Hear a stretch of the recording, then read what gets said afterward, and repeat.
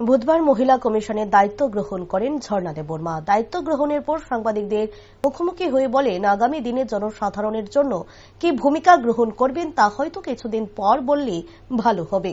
রাজ্যের মুখ্যমন্ত্রী দেওয়ার দায়িত্ব গ্রহণ করার পর আগামী দিনে জনসাধারণের জন্য যা কার্যসিদ্ধি করতে পারবে তাই হবে ওনার মূল ভূমিকা, আর সেদিনেই উনি নিজে সন্তুষ্ট অনুভব করবেন।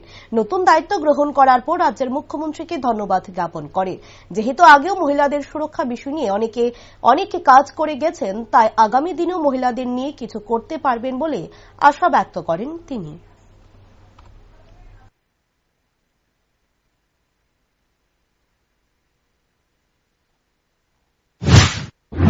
ভূমিকার কথাটা হয়তো দুদিন পরে বললে ভালো হয়, কারণ আজকে আমি নতুন দায়িত্ব নিয়েছি।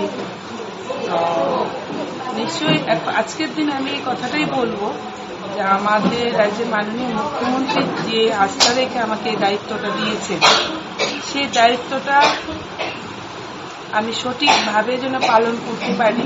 আর যেদিন সঠিকভাবে পালন করতে পারবো সেদিনই আপনারা বুঝতে পারবেন যে ভূমিকাটা কি ছিল, এবং ওই দিনই আমি নিজেকেও সন্তুষ্ট ফিল করব এবং আমি বুঝবো যে না, আমি কাজ করতে পেরেছি। আজকের দিনে আমি এতটুকুই বলবো যে আমি রাজ্যের মাননীয় মুখ্যমন্ত্রীকে এবং আমাদের সংগঠনকে, আমাদের সরকারকে আমি ধন্যবাদ জানাচ্ছি। একটা বিশাল বড় গুরু দায়িত্ব আমাকে অর্পণ করেছে। কিন্তু দেখুন, আপনারা সবাই জানেন আমি রাজ্য মহিলা মোর্চা সভানেত্রী নিয়ে হিসাবে আমি কাজ করছি। তো সেই জায়গায় দাঁড়িয়ে মহিলাদের নিয়ে আমার কাজ ছিল, মহিলাদের বিভিন্ন সমস্যা নিয়ে আমি অলরেডি ফিল্ডে ছিলাম, বা আমি মহিলাদের অনেক কিছু বিষয় আমার কাছে আগেও আসতো। তো এখন বর্তমান সেই বলতে গেলে সিমিলার একটা বিষয় রয়ে গেছে মহিলা কমিশনের সঙ্গে। তো সেই জায়গায় দাঁড়িয়ে আমার নিশ্চয়ই একটা আত্মবিশ্বাস অলরেডি তৈরি করাই আছে যে আমি নিশ্চয়ই একটা ভূমিকা পালন করতে পারবো, আর বাকিটা পরে কথা হবে।